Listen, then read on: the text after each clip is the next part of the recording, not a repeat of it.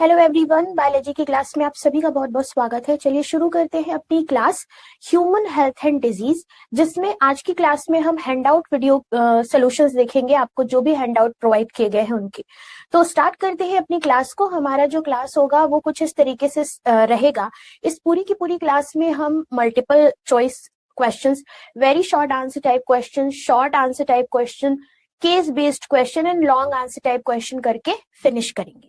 ठीक है, ये पूरा का पूरा जो चैप्टर है, इस चैप्टर में को किस तरीके से आपको प्रिपेयर करना है, आपका प्रिपरेशन किस तरीके का होना चाहिए, ये पूरा का पूरा हमने चार्ट सामने आपके प्रेजेंट कर दिया है। आपको इसी तरीके से अपनी प्रिपरेशन को आगे बढ़ाना है, अपनी प्रिपरेशन करनी है। चलिए शुरू करते हैं। सबसे पहले हम ऑब्जेक्टिव बेस्ड क्वेश्चन की तरफ चलते हैं। हमारा पहला क्वेश्चन है, in which of the following condition or disease is there a substantial increase in the activity of mast cells observed in the human body? कह रहा है निम्नलिखित में से किस स्थिति रोग में मानव शरीर में मास्ट कोशिकाओं की गतिविधि में पर्याप्त वृद्धि देखी जाती है। तो आप सभी को पता होगा कि जब हमारा इम्यून सिस्टम किसी के प्रति कोई रिस्पॉन्स देता है कि ये आपको एंटीजन बर्दाश्त नहीं है, या इस चीज से आपको हानि है, नुकसान है, या ये चीज आपको सूट नहीं कर रही है, तो हमारी बॉडी एलर्जी सिम्टम्स के माध्यम से हमें चीजें बताती है। इस केस में आपको मास्ट सेल की एक्टिविटी दिखती है, और ये जो कंडीशन है इसमें क्या आती है, एलर्जी आती है। इसे हम कहेंगे B is the correct answer. अगला जो हमारा क्वेश्चन होगा गाइस, अगले क्वेश्चन में हमसे पूछा है the vector for dengue fever. Dengue बुखार का वाहक कौन है? आप सभी को पता है। सबसे पहले अगर हम डेंगू फीवर की बात करें तो dengue is a viral fever, है ना। ये वायरस से होने वाला एक वायरल फीवर है। ये जो डेंगू बुखार है ये डेंगू वायरस से होता है। डेंगू वायरस का जो वाहक है वो एक मस्कीटो है, एक मच्छर है। कौन? Female Aedes mosquito. ये कई बार पूछा गया है, याद रखना। एक मादा एडीज मक्खी डेंगू फीवर की क्या होती है, वाहक होती है। अगले क्वेश्चन में मूव ऑन करते हैं। कह रहा है interferons are proteins secreted by. Interferon protein होते हैं जो स्रावित होते हैं किनसे? अब व्हाट आर इंटरफेरॉन्स, ये भी इसमें क्वेश्चन आ सकता है। चार ऑप्शन है, RBC, bacterial infected cell, bacteria संक्रमित कोशिका द्वारा, डब्ल्यूबीसी, वायरस इन्फेक्टेड सेल से। तो अगर देखा जाए तो इंटरफेरॉन्स जो होते हैं ये अ काइंड ऑफ प्रोटीन होते हैं। ये तब सिक्रीट होते हैं जो जब कोई सेल वायरस से इन्फेक्ट हो जाता है, तो वो जो सेल्स होते हैं वो इंटरफेरॉन्स को सिक्रीट करते हैं ताकि बाकी के सेल्स उस वायरस से बचे रहें। तो इस क्वेश्चन के लिए करेक्ट आंसर क्या हो जाएगा? वायरस इन्फेक्टेड सेल, यानी D is the correct answer. अगले क्वेश्चन पे चलते हैं। अगला क्वेश्चन हमसे कह रहा है interferons are most effective in making non-infected cell resistance against the spread of which of the following disease in human? इस क्वेश्चन में पूछ रहा है कि इंटरफेरॉन मनुष्य में निम्नलिखित में से किस बीमारी के प्रसार के खिलाफ गैर संक्रमित कोशिकाओं को प्रतिरोधी बनाने में सबसे प्रभावी है। चार ऑप्शन है, एस्केरियासिस, रिंगवॉर्म, अमीबियासिस या एड्स। तो अगर हम बात करेंगे इंटरफेरॉन की, हमें पता ही है कि interferon is a kind of protein जो वायरस इन्फेक्टेड सेल से प्रोटेक्शन देने के लिए निकलते हैं। ठीक है, तो अगर इन चारों ऑप्शन को देखो तो एस्केरियासिस जो होगा वो वायरल डिजीज तो है नहीं, ना रिंगवॉर्म है, ना अमीबियासिस है। अगर हम एड्स की बात करें, है ना, अगर मैं साइड हट जाऊं तो एड्स की बात करें तो आपको डी ऑप्शन में जो एड्स दिख रहा है, ये जो बीमारी होती है ये एक तरीके के वायरस से होती है जिसे हम कहते हैं HIV वायरस। ठीक है, तो इस वजह से इस क्वेश्चन के लिए करेक्ट आंसर क्या हो जाएगा? डी। अगला क्वेश्चन अगेन हमसे पूछ रहा है, select the pathogen mismatched with the symptoms of disease caused by it from the list given below. कह रहा है ऐसा एक मिसमैच पैथोजन और उनके सिम्टम्स को ढूंढिए जो कि सही नहीं है, मिसमैच्ड है। चार ऑप्शन है। एक तरफ दे रखा है एंटामीबा हिस्टोलिटिका, इनके सिम्टम्स है कॉन्स्टिपेशन, एब्डोमिनल पेन। दूसरा है Epidermophyton, dry scale lesions on nail. फिर है Wuchereria bancrofti, chronic inflammation of lymphatic vessels of lower limb. और चौथा है Haemophilus influenzae, blockage of the intestinal passage. अब अगर आप ध्यान से देखो तो मैचअप करेक्ट ए भी है, मैचअप करेक्ट बी भी है एंड मैचअप करेक्ट सी भी है। लेकिन हीमोफिलस इन्फ्लुएंजी की बात करें तो ये हमारे इंटेस्टाइन में नहीं, यानी हमारे लंग्स में ब्लॉकेज क्रिएट करता है। ठीक है, इंटेस्टाइन से कुछ भी इसका लेना देना नहीं है। हमसे क्योंकि मिसमैच्ड पेयर पूछा हुआ था, इस वजह से इस क्वेश्चन के लिए करेक्ट आंसर हम यहाँ पर डी लेकर चलेंगे। हीमोफिलस इन्फ्लुएंजी इन्फ्लुएंजा कॉज करने वाला माइक्रोब्स है और ये इंटेस्टाइनल पैसेज ब्लॉक नहीं करता। अब सेम यही चीज हिंदी में थी कि हमें रोगजनक और उनके लक्षणों का एक गलत मिलान करना है। तो एंटामेबा हिस्टोलिटिका कब्ज पेट दर्द बिल्कुल सही है। एपिडर्मोफाइटॉन ये स्किन पर सूखे पपड़ीदार निशान या नाखून के पास स्केल्स निकलने लगते, ये भी सही है।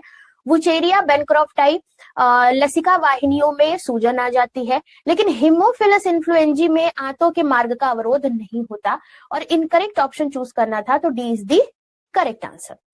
अब यहाँ पर एक क्वेश्चन हमें दिए हैं, इन क्वेश्चन में हमें कुछ स्टेटमेंट्स दिए हुए हैं।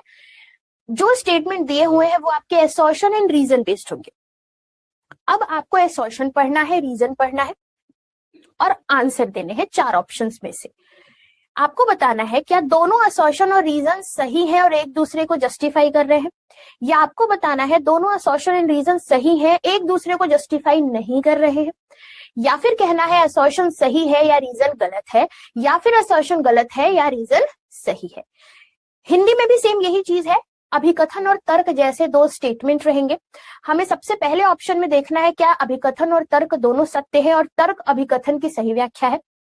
दूसरे ऑप्शन में हमें देखना है अभिकथन और तर्क दोनों सत्य हैं लेकिन तर्क अभिकथन की सही व्याख्या नहीं है। तीसरे में देखना है अभिकथन सही है या तर्क गलत है, और चौथे में जस्ट अपोजिट अभिकथन गलत है या तर्क सही है। आइए क्वेश्चन देखते हैं। क्वेश्चन में कह रहा है virus infected cell produce interferon. ठीक है, दूसरा कह रहा है interferons can cause inflammation of virus infected cell, यानी कि अभिकथन में कह रहा है कि वायरस से संक्रमित जो कोशिकाएं होती हैं वो इंटरफेरॉन उत्पन्न करती हैं। तर्क कह रहा है इंटरफेरॉन वायरस संक्रमित कोशिकाओं में सूजन पैदा कर सकते हैं। बिल्कुल यहाँ पर देखा जाए तो दोनों ही स्टेटमेंट सही हैं और एक दूसरे को जस्टिफाई कर रहे हैं। आपको मैंने पहले भी बताया है कि जो वायरस इन्फेक्टेड सेल होते हैं वो इंटरफेरॉन नाम का एक प्रोटीन बनाते हैं और ये जो प्रोटीन है ये अनदर सेल को वायरल इन्फेक्शन से बचाने का काम करेगी और यह वायरस संक्रमित कोशिकाओं में क्या करते हैं, सूजन पैदा करते हैं, इन्फ्लामेशन पैदा करते हैं, इंटरफेरॉन्स। ठीक है, तो इस क्वेश्चन के लिए A is the correct answer. अगला क्वेश्चन कह रहा है the chronic use of alcohol by a person leads to cirrhosis. दूसरा रीजन कह रहा है कि alcohol addiction at a time become the cause of mental and financial distress to the entire family of the addicted person. कह रहा है किसी व्यक्ति द्वारा शराब के लगातार उपयोग से सिरोसिस हो जाता है। सिरोसिस एक तरीके की कैसी बीमारी है, लिवर से रिलेटेड बीमारी है, यानी लिवर का क्या हो जाना, खराब।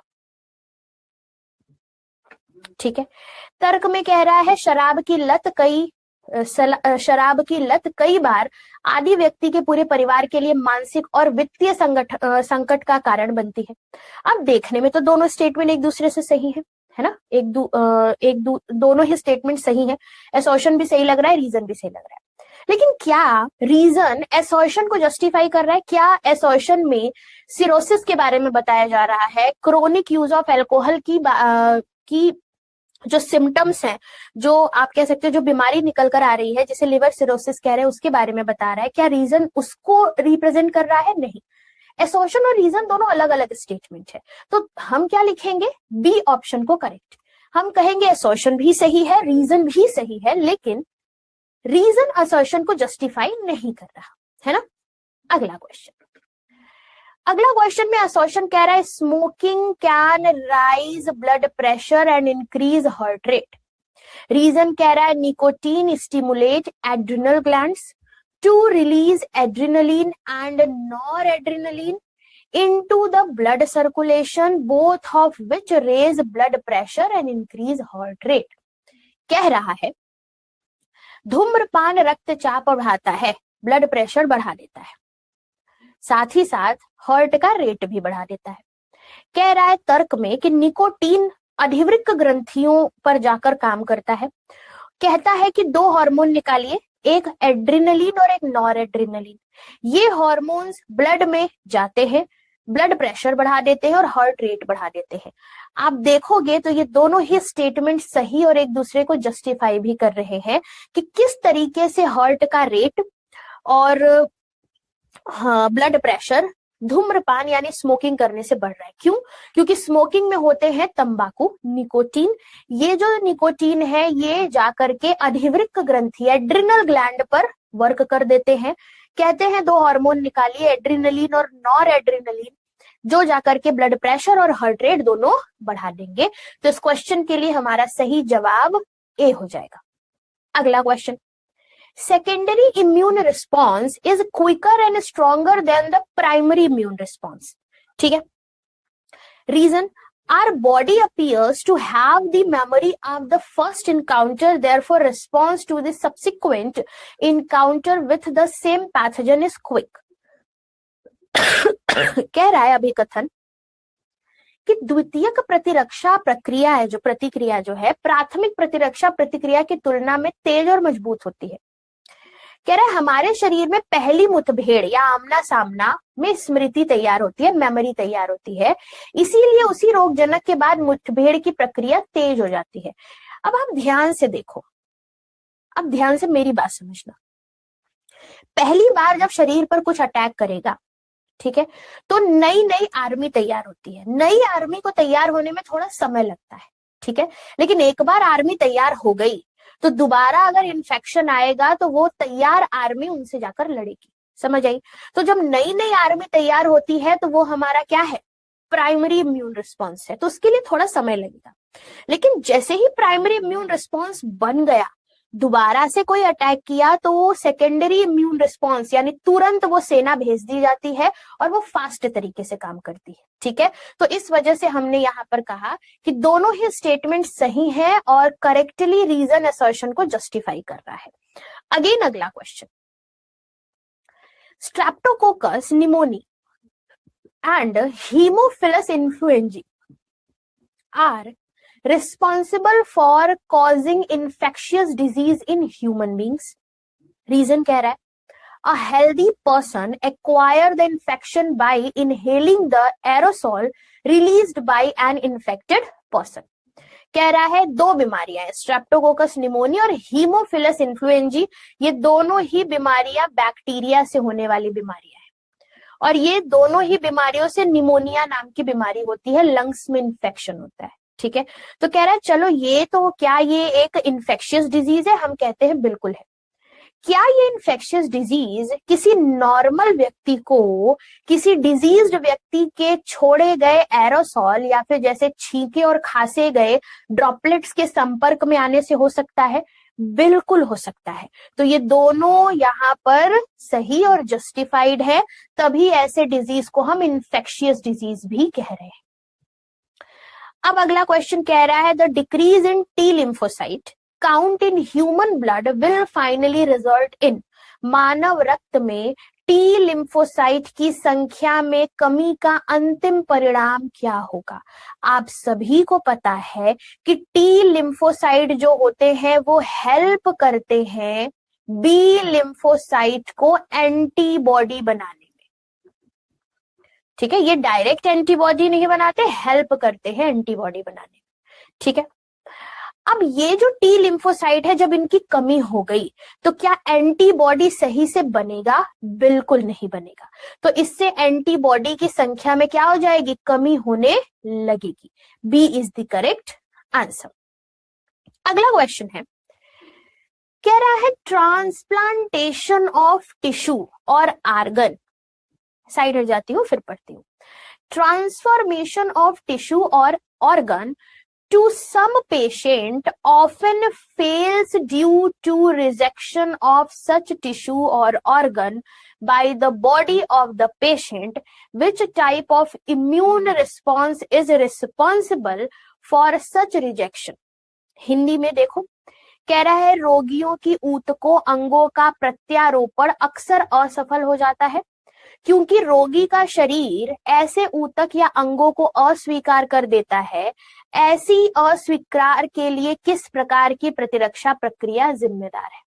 Auto immune response, humoral immune response, physiological immune response या सेल मेडिएटेड इम्यून रिस्पॉन्स? अब ध्यान से देखो, ऐसा होता है कि जब भी हम ऑर्गन ट्रांसप्लांट या टिश्यू ट्रांसप्लांट कराते हैं तो कई बार ऐसा सामने आता है कि बॉडी दूसरे ऑर्गन को रिजेक्ट कर देती है, दूसरे किसी के ऑर्गन को रिजेक्ट कर देती है।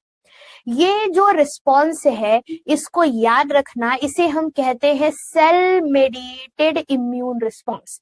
इस तरीके के रिस्पॉन्स को क्या कहेंगे? D is the correct answer, cell mediated immune response. अगला क्वेश्चन देखो, फिर से साइड हट जाती हूं। अगला क्वेश्चन है the foetus receive some antibodies from their mother, ठीक है, through the placenta during pregnancy. Choose the correct option that shows the type of immunity developed in the fetus. कह रहा है भ्रूण गर्भावस्था के दौरान गर्भनाल के माध्यम से अपनी मां से कुछ प्रतिरक्षी प्राप्त करता है। भ्रूण में विकसित प्रतिरक्षा के प्रकार को दर्शाने वाले सही विकल्प का चयन करिए। कह रहा है naturally acquired active immunity, artificially acquired passive immunity, naturally acquired passive immunity या आर्टिफिशियली एक्वायर्ड एक्टिव इम्यूनिटी। अब यहां ध्यान से देखो, कह रहा है जो फीटस है, जो बच्चा पल रहा है मां के पेट में, वो प्लेसेंटा के जरिए अपनी मम्मी के कुछ एंटीबॉडीज प्राप्त करता है।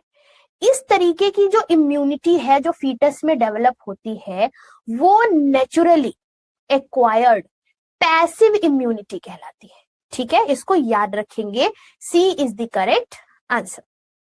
यहां तक हमने ऑब्जेक्टिव क्वेश्चन क्लियर आउट कर लिया है। अब हम आते हैं सब्जेक्टिव बेस्ड क्वेश्चन पर, जिसमें सबसे पहले हम very short answer type question देखेंगे।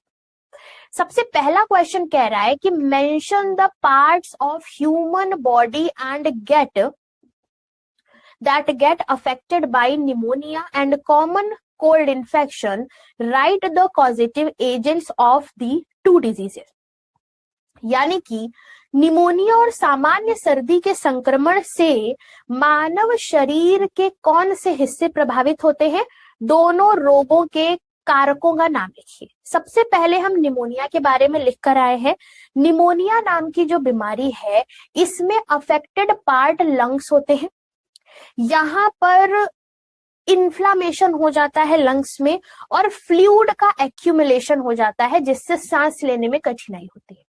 निमोनिया नाम की बीमारी का जो कॉजेटिव एजेंट है वो स्ट्रेप्टोकोकस निमोनी बैक्टीरिया और हीमोफिलस इन्फ्लुएंजी बैक्टीरिया होता है। ये दोनों ही क्या है? बैक्टीरिया है। साथ ही साथ ये जो निमोनिया नाम की बीमारी है ये वायरस लाइक इन्फ्लुएंजा वायरस से भी होता है। ठीक है, तो ये तो इसको कॉजेटिव एजेंट है। कॉमन कोल्ड की अगर हम बात करें तो कॉमन कोल्ड जो है हमारे लंग्स में कोई दिक्कत कॉज नहीं करता, याद रखेंगे। कॉमन कोल्ड जो होता है ये सिर्फ हमारी नाक, गले, इन सब पार्ट में अपर रेस्पिरेटरी ट्रैक्ट में इंफेक्शन कॉज कर देता है। इसका कॉजेटिव एजेंट एक तरीके का वायरस है जिसे राइनो वायरस कहते हैं। ये मोस्ट कॉमन वायरस है। कुछ अनदर काइंड ऑफ वायरसेस भी कॉमन कोल्ड कॉज करते हैं, जैसे corona virus and adeno virus. ठीक है, तो इस क्वेश्चन के लिए तो हम आंसर लिख लेंगे। अगला क्वेश्चन कह रहा है, साइड हटती हूँ, पहले पढ़ लो क्वेश्चन। कह रहा है farmer while working on his farm was beaten by a poisonous snake. He was rushed to a nearby health center where the doctor gave him an injection to save his life. What did the doctor injected and why? Name the kind of immunity provided by this injection. एक किसान को खेत पर काम करते समय एक जहरीले सांप ने काट लिया। उसे पास के एक स्वास्थ्य केंद्र में ले जाया गया, जहां डॉक्टर ने उसकी जान बचाने के लिए उसे एक इंजेक्शन लगा दिया। कह रहा है डॉक्टर ने क्या इंजेक्शन लगाया और क्यों? इस इंजेक्शन द्वारा कौन सी प्रतिरक्षा उस किसान को मिली है? ये क्वेश्चन है, ठीक है।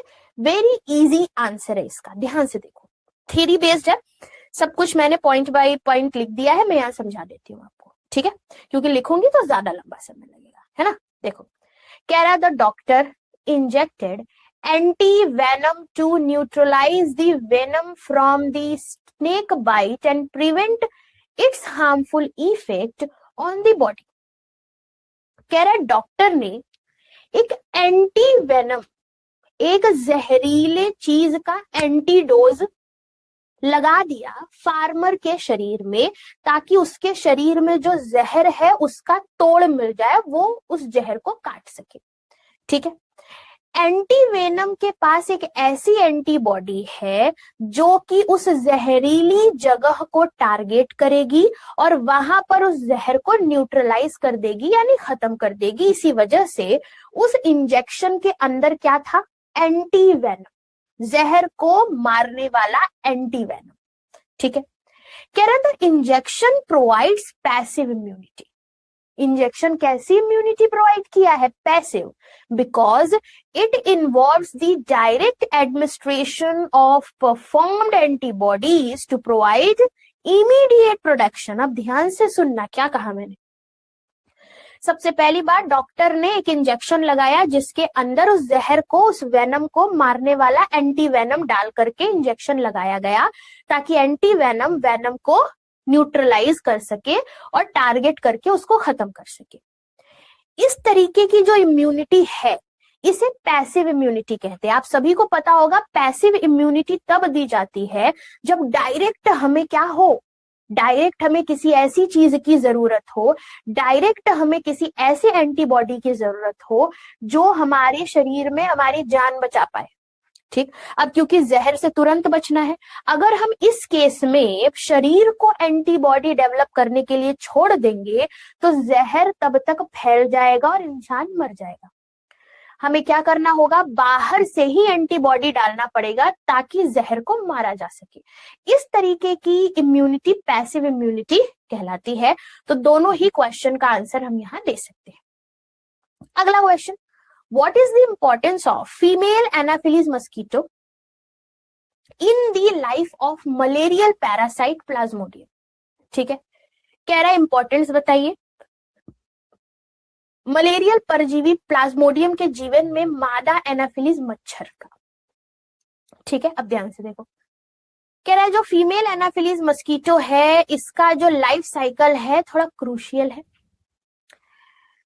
अब यहां पर अगर देखेंगे तो मलेरियल पैरासाइट प्लाज्मोडियम के प्लाज्मोडियम किसके किसके शरीर में जा जाकर ग्रो होता है? मस्कीटो और ह्यूमन के, लेकिन हमें यहाँ पर मस्कीटो के शरीर में पूछा है। देखो, सबसे पहली बात, कौन सा प्रोसेस होता है? ट्रांसमिशन होता है प्लाज्मोडियम का। सबसे पहले मस्कीटो, कौन सी मस्कीटो? फीमेल। कौन सी फीमेल? Female anopheles mosquito. मैं शॉर्ट फॉर्म में यहाँ एना लिख दे रही हूँ, ठीक है। सबसे पहले फीमेल एनाफिलीज मस्कीटो जो होता है एक वेक्टर के तरीके से काम करता है प्लाज्मोडियम के लिए, by transmitting the parasite from an infected person to a healthy person through its bite। सबसे पहले तो ये प्लाज्मोडियम के लिए ट्रांसमिशन का काम करेगी, वेक्टर का काम करेगी, जिसमें इन्फेक्टेड पर्सन से उठाकर नॉर्मल पर्सन में जब वो मच्छर काटेगी तो उस प्लाज्मोडियम को छोड़ देगी, ठीक है। सबसे पहली बात तो ये है। दूसरा, प्लाज्मोडियम के डेवलपमेंट में ये हेल्प करती है कैसे? जो पैरासाइट है, कौन सा पैरासाइट? Malarial parasite. कौन है मलेरियल पैरासाइट? प्लाज्मोडियम, ठीक है। अब हमें पता है ये जो प्लाज्मोडियम है, इस प्लाज्मोडियम का एक जो लाइफ साइकिल है वो मस्कीटो के शरीर में पूरा होता है। ये प्लाज्मोडियम गैमीट को फर्टिलाइज करता है मस्कीटो के गट में, फिर वह यहाँ स्पोरोजोइट्स में डेवलप होता है और इसे मच्छरों की सलाइवा के अंदर रख लेता है। जैसे ही मच्छर किसी ह्यूमन को बाइट करते हैं, सलाइवा कहाँ चला जाता है? जिस पर्सन को बाइट किया है उसके ब्लड में। सलाइवा में क्या है? स्पोरोजोइट्स। और अब लाइफ साइकिल किसका शुरू हो जाएगा? प्लाज्मोडियम का ह्यूमंस में। अगला question, what is vaccine? Right the basis on which it act when administrated in the body. टीका क्या है, वैक्सीन क्या है, शरीर में प्रशासित होने पर किस आधार पर यह कार्य करता है। इजी सी बात है, वैक्सीन को हम बायोलॉजिकल प्रिपरेशन से बनाते हैं जिसमें हम एक्टिव इम्यूनिटी प्रोवाइड करते हैं to specific infectious disease by stimulating the immune system to recognise and combat pathogens. ठीक, इस तरीके से हम क्या बनाते हैं, वैक्सीन बनाते हैं। क्या कैसे काम करता है, बेसिस ऑफ एक्शन क्या है, कह रहा है जब हम इसको शरीर में डालेंगे, वैक्सीन जो होगा ये वैक्सीन हार्मलेस कंपोनेंट होता है पैथोजन का। ठीक है, ध्यान से समझना कि जैसे मान लो हम किसी भी बीमारी का कोई वैक्सीन बना रहे हैं तो उसी बीमारी का जो पैथोजन है उसका इनएक्टिव फॉर्म, उसका हार्मलेस कंपोनेंट ही वैक्सीन में यूज किया जाता है। ठीक है, कह रहा है सच एज एन इनएक्टिवेटेड और वीकेंड फॉर्म और part of the pathogen like proteins और एंटीजेंस। ठीक है, इसे ही हम बॉडी के अंदर डाल देते हैं। जैसे ही हम बॉडी के अंदर डालेंगे हमारा इम्यून सिस्टम ट्रिगर हो जाएगा, हमारा इम्यून सिस्टम एंटीबॉडी बनाने लग जाता है, मेमोरी सेल्स बनाने लग जाता है, और अगेन अगली बार जब वह पूरा का पूरा पैथोजन शरीर के संपर्क में आएगा तो इम्यून सिस्टम पहले से ही एंटीबॉडी मेमोरी सेल्स के साथ तैयार है और तब वह तुरंत वहां से उस बीमारी को खत्म कर देगा। इसी तरीके से वैक्सीन का फंक्शन चलता है। अगले क्वेश्चन में हमें ए बी सी डी जैसे टेबल दे रखे हैं, हमें बताना है कि ए वाले पार्ट पर क्या होगा, है ना, बी वाले पार्ट पर क्या होगा, सी वाले पार्ट पर क्या होगा, डी वाले पार्ट पर क्या होगा। आपकी इजी के लिए हमने यहाँ पर सारा का सारा लिख दिया है, देखो ध्यान से। Scientific name of the plant पेपेवर somniferum. पेपेवर somniferum क्या बनाते हैं, ड्रग। कौन कौन सा ड्रग बनाते हैं, heroin, smack, diacetyl, morphine, opioids. क्या करता है इफेक्ट, ये डिप्रेसेंट का काम करता है, स्लो डाउन करता है बॉडी फंक्शंस को। ठीक है, दूसरा जो प्लांट है वो है कैनाबिस सटाइवा, ड्रग कौन सा है, कैनाबिनॉइड्स। ठीक है, इफेक्ट क्या देता है, बी में इफेक्ट लिख दिया है, कार्डियोवैस्कुलर सिस्टम पर जाकर के ये इफेक्ट दिखाता है। सी में है हमारा इरिथ्रोजाइलम कोका।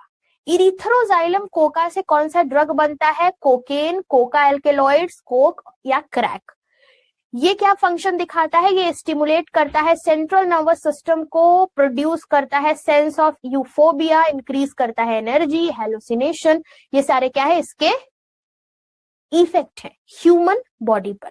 इस तरीके से हम इसको लिख सकते हैं। अगला क्वेश्चन कह रहा है person suffering from AIDS dies of opportunistic infection, that is infections that could have been otherwise overcome. State one reason as to why an HIV patient dies to opportunistic infections. Give the scientific name of one bacterium that and one parasite which mainly attack a person suffering from AIDS. ध्यान से समझो क्या कह रहा है, and again पूछ रहा है कि हमें बताइए write the full form of the name of the widely used diagnostic test for AIDS. सबसे पहले कह रहा है कि एड्स से पीड़ित जो व्यक्ति हैं अवसरवादी संक्रमणों से मर जाते हैं, ऐसे संक्रमण से जो पहले हुए होते तो वो बच जाते। एक कारण बताइए कि एड्स अवसरवादी संक्रमणों से क्यों हो जाता है, क्यों मर जाते हैं ऐसे लोग। ऐसी बैक्टीरिया या परजीवी का नाम बताइए जो सबसे पहले मुख्यतः अटैक कर देते हैं एड्स वाले पर्सन पर। एड्स के लिए व्यापक रूप से कौन से नैदानिक परीक्षण का यूज किया जाता है, ध्यान से समझना। हम सभी को पता है कि ये जो एड्स नाम की बीमारी है ये एक तरीके की सेक्सुअली ट्रांसमिटेड इन्फेक्शन या सेक्सुअली ट्रांसमिटेड डिजीज है। ठीक है, ये एक वायरल डिजीज है, हम सभी को पता है वायरस से होने वाली बीमारी है। ये जो वायरस से होने वाली बीमारी है कौन से वायरस से होती है, HIV वायरस से। किस फैमिली से बिलोंग करता है HIV वायरस, रेट्रोवायरस फैमिली से। हम क्यों ये बता रहे हैं, क्योंकि ये इतना डेडली वायरस है, क्योंकि इसका जेनेटिक मटेरियल तो RNA होता है है ना, जेनेटिक मटेरियल आरएनए होता है।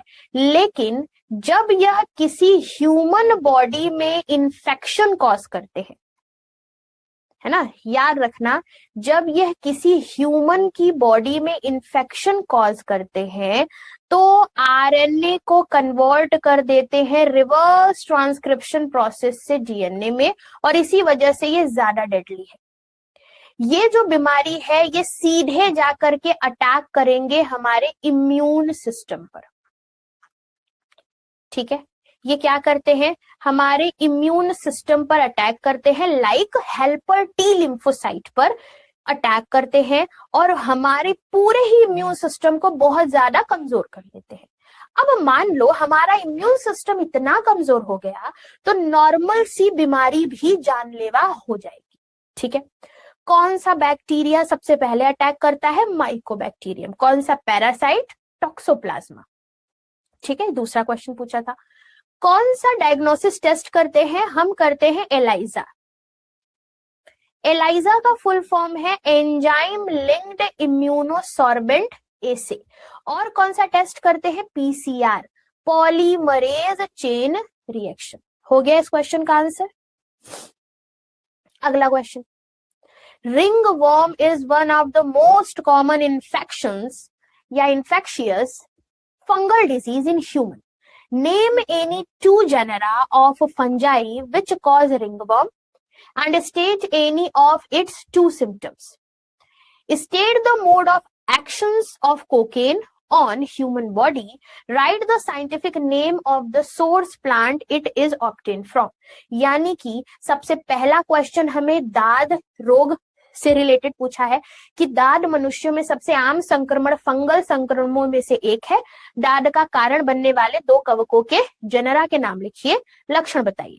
फिर बताइए मानव शरीर पर कोकेन की क्रिया का तरीका क्या है, किस स्रोत पौधे से यह प्राप्त होता है। सबसे पहले रिंगवॉर्म पर आते हैं। ये दोनों ही बीमारी एक तरीके का फंगल इन्फेक्शन है। ठीक है, कैसा इन्फेक्शन है, फंगल इन्फेक्शन है। कौन कौन से फंजाई से होता है, ट्राइकोफाइटॉन और माइक्रोस्पोरम। क्या करते हैं, रेड सर्कुलर ईची रैशेज स्किन पर ले आ देते हैं। स्किन पर स्केलिंग और इन्फ्लामेशन हो जाता है, बहुत ईचिंग भी होती है। Mode of action of cocaine on the human body, ये पूछा है दूसरे क्वेश्चन में। कोकेन जो होता है यह सीधे जाकर के सेंट्रल नर्वस सिस्टम पर काम करता है। ये ब्लॉक कर देता है reuptake of neurotransmitter like dopamine, नॉरएपिनेफ्राइन and serotonin. इस तरीके से इंटेंस फीडिंग से यह यूफोर्बिया, इंक्रीज्ड एनर्जी और यह अलर्टनेस जैसे सिचुएशंस को हमारी बॉडी में एक्टिवेट कर देता है। अगर ज्यादा इसका यूज किया जाए तो इससे एडिक्शन हो सकता है और ये harmful effect like heart problem, nerve system damage, ये सारी दिक्कतें दिखा सकता है। अब अगला question, can I describe any two situation where a medical doctor would recommended injection of a preformed antibodies into the body of a patient. दो स्थितियों का वर्णन करिए जहां एक चिकित्सा डॉक्टर रोगी के शरीर में पूर्व निर्मित प्रतिरक्षी का इंजेक्शन लगाने की सलाह देते हैं। सबसे पहली बात, जो मेडिकल डॉक्टर रिकमेंड करेगा एक प्री फॉर्म्ड एंटीबॉडीज किसी सिचुएशन में इमीडिएट प्रोडक्शन के लिए, वो होता है जब इंसान को टिटनेस का खतरा हो और जब उसे किसी जहरीले सांप ने काटा हो। क्यों? क्योंकि इस केस में उसको तुरंत इम्यूनिटी चाहिए और इस तुरंत इम्यूनिटी के लिए हम प्री फॉर्म में एंटीबॉडीज, एंटीटॉक्सिन शरीर में लगा देते हैं ताकि अगर ये इन्फेक्शंस है तो इन इन्फेक्शन को न्यूट्रलाइज किया जा सके। अगला क्वेश्चन कह रहा है, the symptoms of malaria do not appear immediately after the entry of sporozoites into the human body when beaten by female anopheles mosquito, explain why it happens. कह रहा है मादा एनाफिलीज मच्छर द्वारा काटा जाने पर स्पोरोजॉइड्स के मानव शरीर में प्रवेश के तुरंत बाद मलेरिया के लक्षण प्रकट नहीं होते। समझाइए ऐसा क्यों होता है। यानी कि कह रहा है कि आप हमें बताइए कि तब सिम्टम्स अपीयर नहीं होते हैं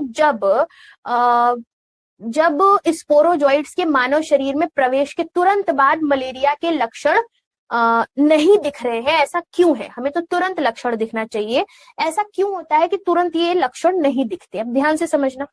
सबसे पहली बात, symptoms do not appear immediately because the injected sporozoites first travel to the liver cell। क्या होता है? जैसे मान लो किसी मॉस्किटो ने, मैं शॉर्ट फॉर्म में मॉस लिख दे रही हूँ, किसी मॉस्किटो ने जैसे ही किसी नॉर्मल पर्सन को काटा, जैसे ही बाइट किया किसी ह्यूमन को, तो इसका जो सलाइवा है, इसके अंदर का जो स्पोरोजोइट्स है वो ब्लड में चला जाएगा। ठीक है। अब ये जो स्पोरोजोइट्स ब्लड में चला गया, ये ब्लड के जरिए ट्रैवल करते करते कहां पर पहुंचेगा? ब्लड के जरिए ट्रैवल करते करते ये पहुंचता है लिवर में। ठीक है। अब ध्यान से देखो, जब ये लिवर में पहुंचता है तो लिवर के सेल्स के पास ये जाकर के एसेक्सुअल रिप्रोडक्शन वाला पीरियड दिखाता है। इस फेज में बहुत दिनों तक यह क्या होता है? एसिम्प्टोमेटिक कंडीशन में होता है। बाद में धीरे धीरे जब यहां से यह लिवर की सेल्स में घुसता है तो यहां से यह धीरे धीरे और भी एक रिएक्शन करने लगता है, ये आरबीसी को बर्स्ट कर देता है। आरबीसी बर्स्ट करके ये एक टॉक्सिन निकालता है, जिस टॉक्सिन को बोलते हैं हीमोजोइन, है ना? क्या बोलते हैं? हीमोजोइन। और इसी हीमोजोइन के निकलने से, ये ऐसे टॉक्सिन है, इसके निकलने से बुखार और सर्दी लगती है। ठीक है। ये कंडीशन इस तरीके से चलता रहता है। ठीक है। तो हम यहाँ पर कह सकते हैं ये जो सिम्टम्स है ये कुछ दिनों तक एसिम्प्टोमेटिक रहते हैं, लेकिन बाद में फिर यह क्या होता है? जैसे ही यह ब्लड स्ट्रीम में घुसते हैं, आरबीसी को बर्स्ट करते हैं, हीमोजोइन निकालते हैं, तब जाकर बुखार और सर्दी जैसा अनुभव होता है। इसी वजह से शुरुआत के समय में यह तुरंत इन्फेक्शन नहीं कॉज करते, है ना? अगला question, how are morphine and heroin related? Mention their effect on the human body. Morphine और हेरोइन कैसे एक दूसरे से संबंधित है? ह्यूमन बॉडी पर इनके प्रभाव लिखिए। सबसे पहले हम मॉर्फिन की बात करेंगे। मॉर्फिन और हेरोइन स्ट्रक्चरली एंड फंक्शनली एक दूसरे से रिलेटेड है, क्योंकि यह दोनों ही ओपियोइड ड्रग हैं।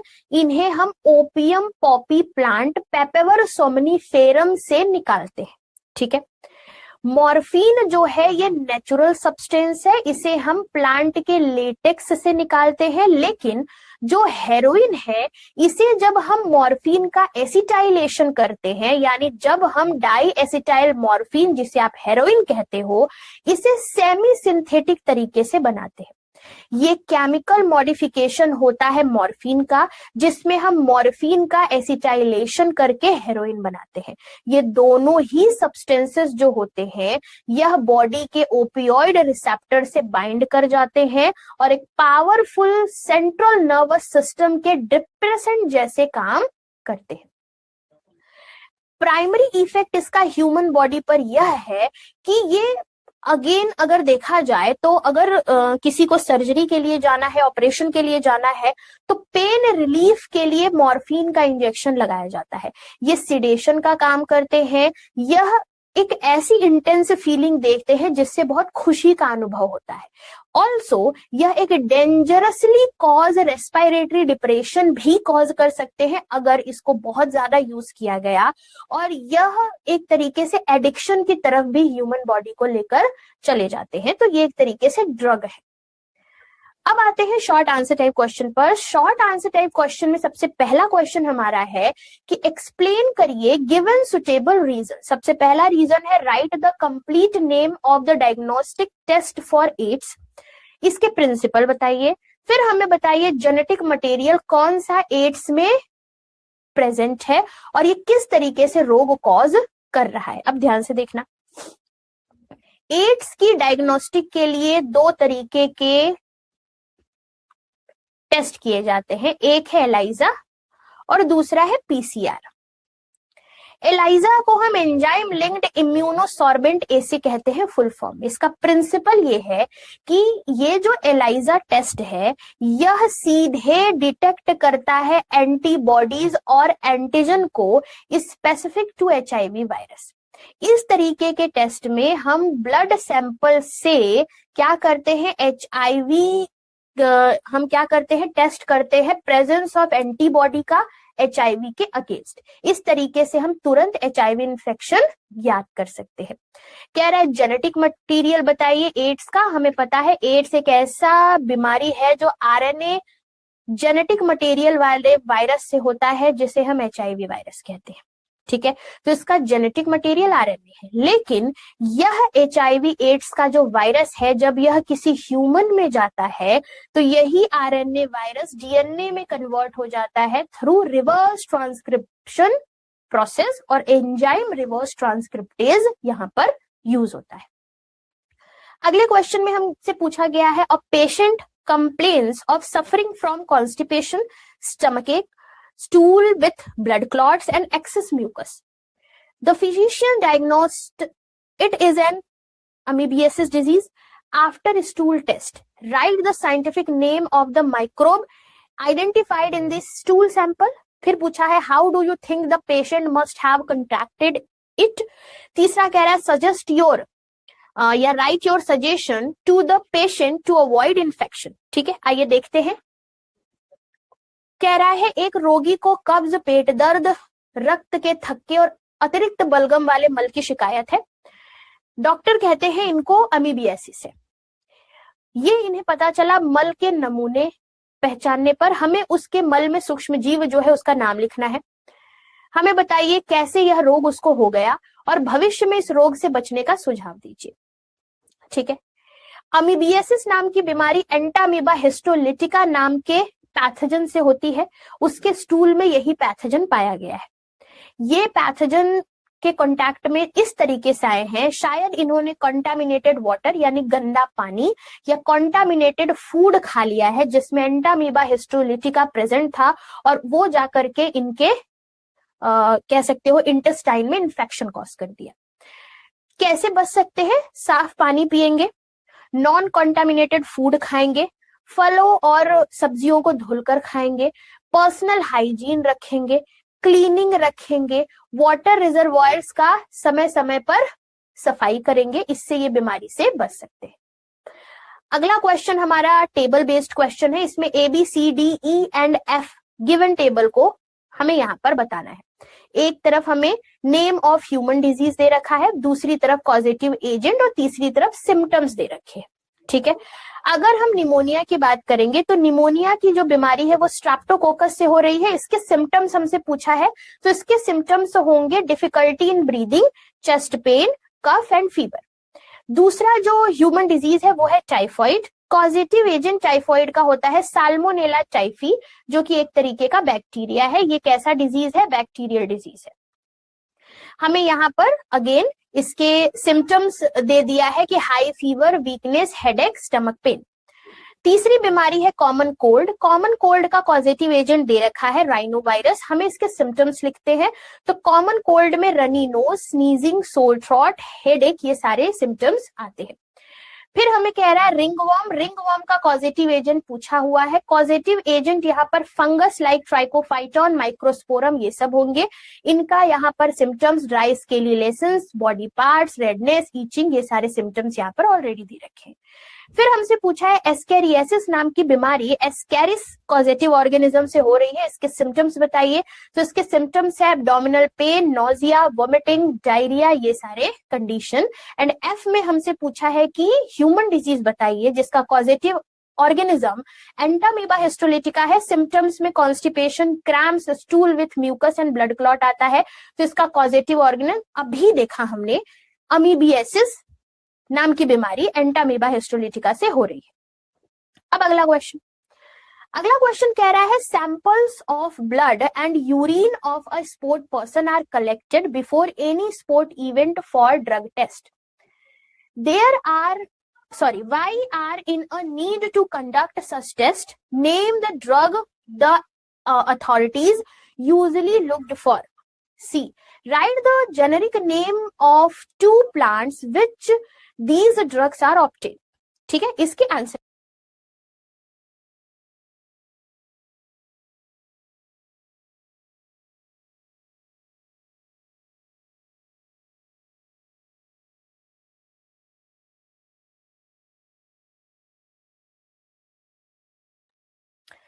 ठीक है। तो यहाँ पर हिंदी में हमें ये क्वेश्चन दिया गया है कि किसी भी खेल आयोजन से पहले ड्रग टेस्ट के लिए एक खिलाड़ी का ब्लड और यूरिन सैंपल लिया जाता है, हमें क्यों ऐसा करने की जरूरत पड़ रही है, एक तो ये क्वेश्चन है।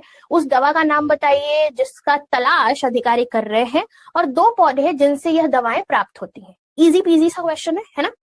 अगर हम इस टेस्ट की बात करेंगे, है ना, तो ये जो टेस्ट है, जिस टेस्ट में किसी खिलाड़ी का ब्लड, यूरिन, ये सारे सैंपल लिए जाते हैं, इसका ये रीजन है तो कि कहीं उन्होंने किसी नशे का तो सेवन नहीं किया है। ठीक है, तो इंश्योर करने के लिए फेयर प्ले, क्यों? क्योंकि अगर उन्होंने किसी नशे का सेवन किया है एज अपनी बॉडी इम्यूनिटी बढ़ाने के लिए, शक्ति बढ़ाने के लिए, इम्यूनिटी नहीं कह सकते हैं, शक्ति बढ़ाने के लिए, पावर बढ़ाने के लिए, तो ये एक फेयर प्ले की तरफ नहीं जाएगा बाकी खिलाड़ियों के साथ। तो पहले तो हम ये इंश्योर करने के लिए सारी चीजें करते हैं।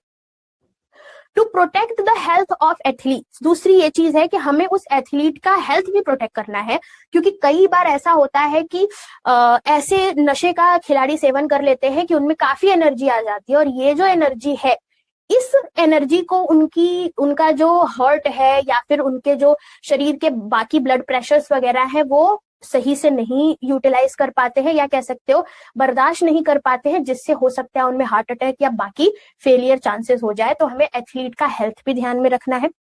तीसरा, to maintain the integrity of sports, ऐसी चीजें हमारे स्पोर्ट्स के लिए काफी खराब है, हमारे स्पोर्ट्स को बदनाम कर सकती हैं, इसी वजह से हम ये सारी चीजें इस्तेमाल करते हैं कि हम इनका पहले टेस्ट कराएंगे।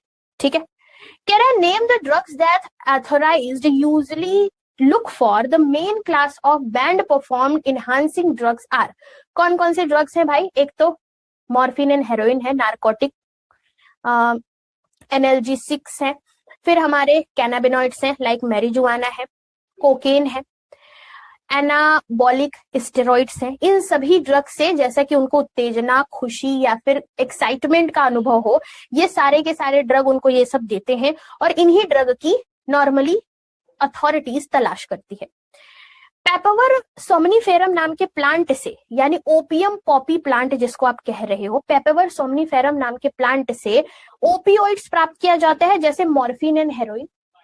अगर हम कैनाबिस की बात करें तो कैनाबिस जो है ये हेम्प प्लांट से प्राप्त किए जाते हैं, जैसे कैनाबिस सटाइवा। इनसे हम कैनाबिनॉइड्स लाइक मैरिजुआना, हैशिश, गांजा ये सब प्राप्त करते हैं। तो इस तरीके के प्लांट से ये सारे ड्रग्स प्राप्त किए जाते हैं। अब अगेन अगला क्वेश्चन कह रहा है कि study a part of life cycle of Plasmodium given below. यहाँ पर प्लाज्मोडियम का एक लाइफ साइकिल दे रखा है, इसके बताइए पार्ट्स क्या होंगे। ठीक है, अब यहां ध्यान से देखो, इसमें क्वेश्चन पूछा गया है name the infective stage of plasmodium that is stored in the female anopheles mosquito. दूसरा कह रहा है where does fertilisation and development of parasite takes place.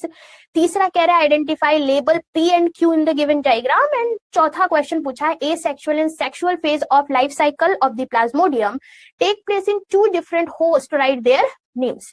ये बड़ा सा क्वेश्चन है, देखते हैं इस क्वेश्चन का क्या सोल्यूशन है। जब हम इन्फेक्टिव स्टेज की बात करें प्लाज्मोडियम में, तो प्लाज्मोडियम का ये जो इन्फेक्टिव स्टेज है ये फीमेल एनाफिलीज मस्कीटो की सलाइवा में रहता है, और इसके इन्फेक्टिव स्टेज को हम स्पोरोजोइट्स बोलते हैं। ठीक है, fertilisation and the subsequent development plasmodium का जो होता है यह फीमेल एनाफिलीज मस्कीटो की गट में होता है। तो sexual reproduction takes place in female anopheles mosquito. कह रहा है ये जो स्पोरोजोइट्स है ना, ये पी वाले पार्ट पर है। The form resulting from fertilisation development in the mosquito which is injected in the human host. तो पी वाले पार्ट पर हमारे स्पोरोजोइट्स होगा। लाइफ साइकिल यहाँ पर प्लाज्मोडियम का पूछा गया है जो कि 2 होस्ट में होता है। एसेक्सुअल रिप्रोडक्शन ह्यूमन के अंदर होगा, लिवर सेल्स में और रेड ब्लड सेल्स के अंदर। सेक्सुअल रिप्रोडक्शन फीमेल मस्कीटो के अंदर होगा, उनकी गट में। ठीक है, तो इस तरीके से हम इसको रिप्रेजेंट कर सकते हैं। अब एक बहुत बड़ा स्टेटमेंट है जिसमें हम केस बेस्ड क्वेश्चन देख रहे हैं। मैं साइड हट जाती हूँ, फिर मैं पढ़ती हूँ एंड इसके आंसर लिखेंगे। कह रहा है immunity in our body is of two types, innate immunity and acquired immunity. Innate immunity is a non-specific defense mechanism, where acquired immunity is pathogen specific. It is called specific immunity too. Acquired immunity is characterized by memory. Antibodies are specific to antigen, and there are different type of antibodies produced in our body. They are IgA, IgE, IgG, and IgM. It show primary response when it encounter the pathogen for the first time, and secondary response during the subsequent encounter with the same antigen and pathogen. ये इतना सा statement है। इसके बाद हमसे क्या कह रहा है, आइए देखते हैं। अब हमसे दो क्वेश्चन पूछा है। इस स्टेटमेंट में हमें ये देखकर बताओ कि name the two type of specialised cell which carry out the primary and secondary immune response. दूसरा कह रहा है why is the antibody mediated immunity also called as humoral immune response. ये दो क्वेश्चन हमसे पूछा है। फिर तीसरा पूछ रहा है the organ transplants are often rejected if not taken from suitable compatible person. Mention the characteristic of or immune system that is responsible for the graft rejection. Name the type of immune response and the cell involved in it. How is active immunity different from passive immunity? इतना बड़ा question है। हिंदी में क्या कह रहा है? कह रहा है हमारे शरीर में प्रतिरक्षा दो प्रकार की होती है। मैं साइड हट के पढ़ती हूँ, ठीक है।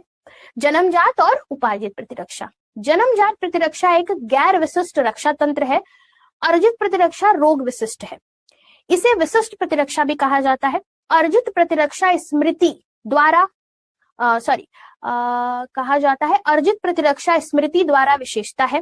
प्रतिरक्षी प्रतिजनों के लिए विशिष्ट होते हैं। हमारे शरीर में उत्पादित प्रतिरक्षी के विभिन्न प्रकार हैं, IgA, IgE, IgG, IgM। ये पहली बार रोगजनक का सामना करने पर प्राथमिक प्रतिक्रिया और उसी प्रतिजन रोगजनक के बाद सामना करने के दौरान द्वितीय प्रतिक्रिया दिखाता है। उन दो प्रकार की विशेष कोशिकाओं के नाम बताइए जो प्राथमिक और द्वितीयक प्रतिरक्षा प्रतिक्रिया देती हैं। तरल प्रतिरक्षा अनुक्रिया को ह्यूमरल प्रतिरक्षा अनुक्रिया क्यों कहा जाता है? अंग प्रतिरोपण अक्सर अस्वीकार कर दिए जाते हैं यदि उपयुक्त संगत व्यक्तियों से नहीं लिए जाते हैं। तो हमारी प्रतिरक्षा प्रणाली की उस विशेषता का उल्लेख कीजिए जो ग्राफ्ट अस्वीकृति के लिए जिम्मेदार है। इसमें शामिल प्रतिरक्षा प्रतिक्रिया के प्रकार और कोशिका का नाम बताइए। और फिर कह रहा है सक्रिय और निष्क्रिय प्रतिरक्षा एक दूसरे से कैसे भिन्न है। बड़ा सा क्वेश्चन है, चलिए इसको देखते हैं। सबसे पहले the two types of specialised cells lymphocyte responsible for acquired immunity and its memory response are B lymphocyte and T lymphocyte। ये पहला तो हमने स्टेटमेंट का सही जवाब दे दिया। दूसरा, ह्यूमरल इम्यून रिस्पॉन्स क्यों कहा जाता है भाई? It is called humoral immune response because the antibodies produced by B lymphocyte are released into the blood plasma, humor, and body fluids, where they circulate and neutralize pathogens. The term humoral referred to body fluids. इसी वजह से ऐसी immunity को humoral immunity, ऐसे response को humoral immune response कहा जाता है। The immune system can distinguish between self and non-self. इसी वजह से अगर किसी दूसरे अनरिलेटेड पर्सन के ऑर्गन को ट्रांसप्लांट कराया जाता है तो बॉडी उसको रिजेक्ट कर देती है। ठीक है, the recognition of the transplanted organ as a non self triggers an immune response leading to graft rejection. अगर वह किसी नॉन सेल्फ तरीके के किसी नॉन रिलेटेड ह्यूमन का ऑर्गन है तो बॉडी हमारी उसको रिजेक्ट कर देती है, इसे ही हम ग्राफ्ट रिजेक्शन कहते हैं। The type of immune response इसमें जो काम करते हैं वो सेल मेडिएटेड इम्यून रिस्पॉन्स है, और यहाँ जो सेल इन्वॉल्व होती है वो साइटोटॉक्सिक टी लिम्फोसाइट इन्वॉल्व होती है। लास्ट में active immunity and passive immunity में डिफरेंस पूछा था, देखते हैं। सबसे पहली बात, एक्टिव इम्यूनिटी एक तरफ लिख दिया, एक तरफ पैसिव इम्यूनिटी लिख दिया है। मैं साइड हटके एक बार इसको ओरली आपको बता देती हूँ। सबसे पहला पॉइंट देखिएगा, कह रहा है produced by the host body in response to an antigen. दूसरा कह रहा है readymade antibodies are directly given to the host. Active immunity में हमारी बॉडी के अंदर खुद ही एंटीजन के रिस्पॉन्स में एंटीबॉडी बनते हैं। पैसिव इम्यूनिटी में हम रेडीमेड एंटीबॉडी को शरीर के अंदर डालते हैं। दूसरा पॉइंट देखिए, एक्टिव इम्यूनिटी के समय में मेमोरी सेल्स बनती हैं जो लंबे समय तक रिस्पॉन्स देंगी। पैसिव इम्यूनिटी में क्योंकि हम डायरेक्ट एंटीबॉडी ले रहे हैं तो कोई मेमोरी सेल नहीं बनती है और ये टेम्परेरी प्रोटेक्शन देने का काम करेगी। क्योंकि हमारी बॉडी खुद एंटीबॉडी बना रही है, मेमोरी सेल्स बना रही है, तो इसमें ज्यादा समय लगता है। थर्ड पॉइंट देखिएगा, एक्टिव इम्यूनिटी जो होती है स्लो होती है क्योंकि यहाँ पर एंटीबॉडी इम्यून सिस्टम में खुद बन रही है। पैसिव इम्यूनिटी बहुत तेजी से काम करती है, क्यों? क्योंकि हम बाहर से ही एंटीबॉडी डलवा ले रहे हैं। एग्जाम्पल एक्टिव इम्यूनिटी का है इम्यूनिटी आफ्टर नेचुरल इन्फेक्शन और वैक्सीनेशन। पैसिव इम्यूनिटी का है मैटरनल एंटीबॉडीज टू फीटस और एंटी वेनम इंजेक्शंस। ये है एक्टिव एंड पैसिव इम्यूनिटी में difference. Long answer type question, जो कि लास्ट काइंड ऑफ क्वेश्चन है हमारा, उसकी तरफ आते हैं। पहला क्वेश्चन हमसे पूछा है लॉन्ग आंसर टाइप में, describe the life cycle of Plasmodium from the time it enters the human body till female anaphylis mosquito bites are infected person। दूसरा क्वेश्चन इसी में है, mention the two event of Plasmodium life cycle that occur with in the female Anopheles body. Plasmodium के जीवन चक्र का वर्णन उस समय करिए जब मानव शरीर में प्रवेश करता है, जब तक कि एक मादा एनाफिलीज मच्छर संक्रमित व्यक्ति को काटता है। प्लाज्मोडियम जीवन चक्र की दो घटनाओं का उल्लेख करिए जो मादा एनाफिलीज के शरीर के अंदर घटित होता है, यानी ह्यूमन की बॉडी का भी बताओ एंड मच्छर की बॉडी का भी बताओ। ठीक है, तो सबसे पहले हम प्लाज्मोडियम का लाइफ साइकिल ह्यूमन बॉडी में एज अ ह्यूमन होस्ट देखेंगे। ठीक है, सबसे पहले जब प्लाज्मोडियम ह्यूमन की बॉडी में एंटर करता है, तो जब फीमेल एनाफिलीज किसी भी ह्यूमन को काटेगा तो प्लाज्मोडियम का स्पोरोजॉइट्स जो कि उसकी सलाइवा में स्टोर होता है उसको ह्यूमन ब्लड के स्ट्रीम में छोड़ देता है। अब यह स्पोरोजॉइट्स ट्रैवल करके लिवर की तरफ जाते हैं, लिवर सेल्स में इन्वेड होते हैं और यहाँ पर मल्टीप्लाई होकर के बनाते हैं मीरोजॉइट्स। ठीक है, उसके बाद मीरोजॉइट्स ब्लड सेल में एंटर कर देंगे, मल्टीप्लाई करेंगे, ब्लड सेल को फाड़ देंगे और एक तरीके का टॉक्सिक चीज रिलीज करेंगे जिसे हीमोजोइन कहते हैं। ठीक है, कह रहा है merozoites enter blood red blood cell, rupture the cell causing the release of more merozoites. इससे और भी ज्यादा मीरोजॉइट्स बनते हैं, ब्लड सेल्स में ये फैलेंगे। इस तरीके के प्रोसेस में ब्लड स्ट्रीम के अंदर ब्लड को फाड़ फाड़ के ये हीमोजोइन निकालते हैं जिससे हमें मलेरिया के symptoms like fever and chills का अनुभव होता है। अब यहाँ पर कुछ मीरोजॉइट्स ऐसे होते हैं जो कि डेवलप करते हैं सेक्सुअल फॉर्म में गैमेटोसाइट स्टेज में आरबीसी के अंदर। आरबीसी के अंदर जब ये गैमेटोसाइट अवस्था में घूम रहे होते हैं, अब अगर किसी फीमेल एनाफिलीज मस्कीटो ने उस इन्फेक्टेड पर्सन को काटा तो ये गैमेटोसाइट अवस्था मच्छर के अंदर चली जाएगी और उनके ब्लड स्ट्रीम से घूमते हुए मच्छर की गट में पहुंच जाती है। इस तरीके से दूसरा इवेंट प्लाज्मोडियम का मस्कीटो में होता है। तो अब हम मस्कीटो एज अ होस्ट देखेंगे। इस पूरी प्रोसेस में मेल एंड फीमेल गैमेटोसाइट जो होंगे वो फीमेल गट में फ्यूज होकर जाइगोट बनाएंगे। ये जाइगोट ऊकाइनेट्स मोटाइल ओकाइनेट्स में परिवर्तित होगा, ऊसाइट्स में परिवर्तित होगा, ऊसाइट्स स्पोरोजॉइट्स में परिवर्तित होंगे, माइग्रेट करेंगे सलाइवरी ग्लैंड में और रेडी हो जाएंगे सलाइवरी ग्लैंड में ताकि मच्छर दोबारा से किसी हेल्दी पर्सन को काटे तो ये जो स्पोरोजॉइट्स है वापस से हेल्दी पर्सन को मलेरिया दे सके। इस तरीके का पूरा रिस्पॉन्स चलता है। अगला क्वेश्चन कह रहा है explain the role of primary and secondary lymphoid organ with the help of suitable example. प्राथमिक और द्वितीयक लसिका अंगों की भूमिका समझाइए उदाहरण की सहायता से। हम जब लिम्फॉइड ऑर्गन की बात करते हैं तो these are the organ where origin and और maturation and proliferation of lymphocyte occur. यहाँ पर प्राइमरी लिम्फॉइड ऑर्गन जो होते हैं इनमें बोन मैरो एंड थाइमस होता है। यहाँ पर लिम्फोसाइट इमेच्योर होंगे तो मैच्योर होंगे, डिफरेंशिएट होते हैं एंटीजन सेंसिटिव लिम्फोसाइट में। अगेन जैसे ही ये मैच्योर होते हैं लिम्फोसाइट माइग्रेट होते हैं सेकेंडरी लिम्फोइड ऑर्गन में। लाइक कौन कौन से सेकेंडरी लिम्फोइड ऑर्गन है? Spleen, lymph node, tonsils, Peyer patches of small intestine and appendix. Secondary lymphoid organ अब एक साइट प्रोवाइड करेंगे interaction of lymphoid with the antigen, और यहाँ पर which then proliferate to become effector cells. इस तरीके से काम होता है। जो बोन मैरो है is the main lymphoid organ where all blood cell including lymphocyte produce होते हैं। याद रखना इसी बोन मैरो में बी सेल्स भी प्रोड्यूस होंगे एंड टी सेल्स भी प्रोड्यूस होंगे। एक और चीज याद रखेंगे, बी सेल्स यहाँ पर प्रोड्यूस होते हैं तो यहीं पर मेच्योर भी होते हैं, लेकिन टी सेल्स जो होते हैं वो मेच्योर होने के लिए कहां पर चले जाते हैं? थाइमस में। ठीक है, तो the thymus is a lobed organ located near the heart and beneath the breast bone. Both bone marrow and thymus provide micro environment for the development and maturation of T lymphocyte. यानी T lymphocyte produce तो bone marrow से होता है लेकिन mature T thymus में होता है। B जो सेल्स होते हैं ये बोन मैरो में ही प्रोड्यूस होंगे, यहीं पर मैच्योर भी होते हैं। स्प्लीन एक लार्ज बीन शेप का ऑर्गन होता है। It mainly contains lymphocyte and phagocytes.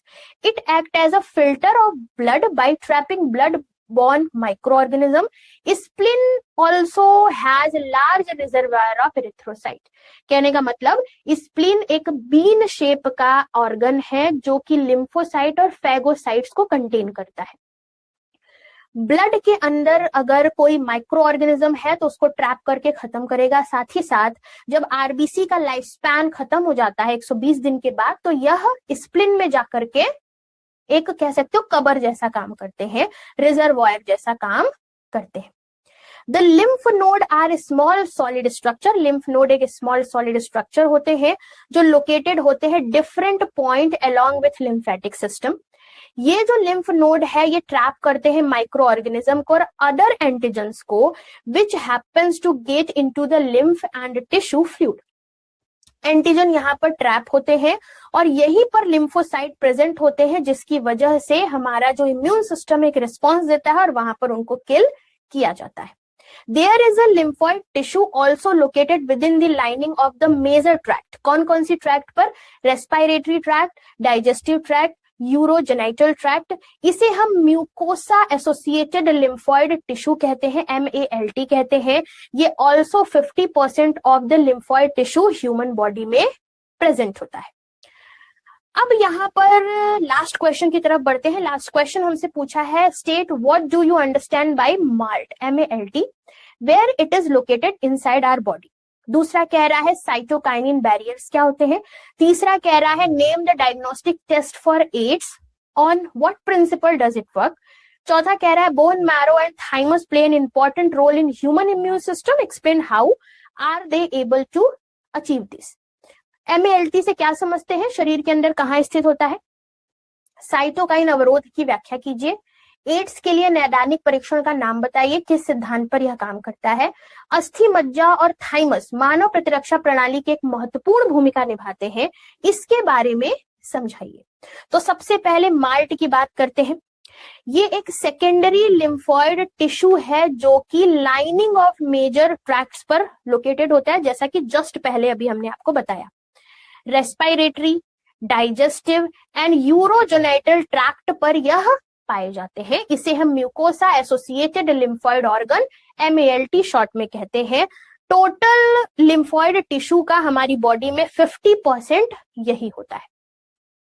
Cytokinin barriers जो होते हैं, यहाँ पर वायरल इन्फेक्टेड सेल्स जो होते हैं सिक्रीट करते हैं एक तरीके के प्रोटीन जिसे हम इंटरफेरॉन्स कहते हैं।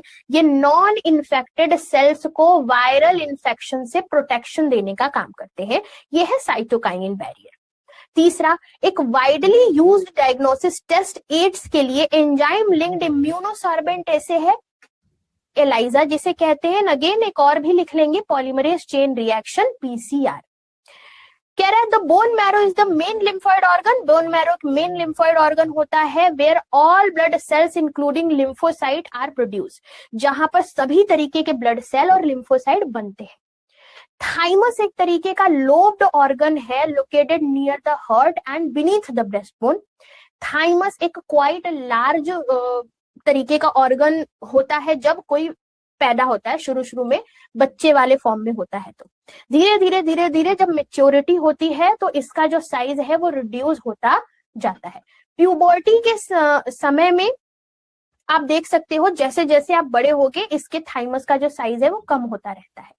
Both bone marrow and thymus micro environment provide करते हैं development and maturation of T lymphocyte. जैसे कि मैंने बताया कि बोन मैरो में बी सेल्स टी सेल्स दोनों बन रहे हैं, लेकिन बी सेल्स बोन मैरो में ही मैच्योर हो रहा है, लेकिन टी सेल्स बोन मैरो में मैच्योर ना होके थाइमस में मैच्योर होने जाता है। ठीक है, टी लिम्फोसाइट। ठीक है, तो इस तरीके से हमारा ये पूरा का पूरा हैंड आउट वीडियो सोल्यूशन खत्म होता है गाइस। आपके इसी तरीके के क्वेश्चंस एग्जाम में आएंगे। ये चैप्टर बहुत इंपॉर्टेंट है। अब मिलेंगे आपसे अगले वीडियो सोल्यूशंस में। Thank you so much.